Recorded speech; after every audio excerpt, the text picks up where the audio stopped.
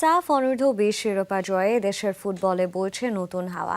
এই সাফল্যকে পুঁজি করেই এবার বড় লক্ষ্যে এগোতে চায় বাফুফে। রোববার এক সভায় এএফসি অনূর্ধ্ব-20 বাছাইয়ের জন্য 6 সপ্তাহের নিবিড় অনুশীলনের সিদ্ধান্ত নিয়েছে ডেভেলপমেন্ট কমিটি। সঙ্গে চলতি বছর দুটি এএফসি বয়সভিত্তিক ইভেন্টের আয়োজক হতে আবেদন করেছে football federation. British coach Mark কক্সের বিদায়ে এখন দক্ষ বিদেশি কোচের সন্ধানে ফেডারেশন, যেখানে দেশি কোচদেরও রাখা হবে সম্পৃক্ত। পাশাপাশি ফুটবলারদের অভিজ্ঞতা বাড়াতে ইউরোপে একাডেমি কাপে পাঠানোর পরিকল্পনাও করছে বাফুফে।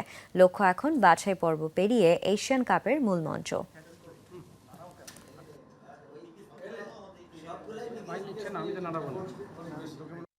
আন্ডার-20 এফসি হোস্ট করার জন্য আমরা প্রস্তাব পাঠিয়েছি।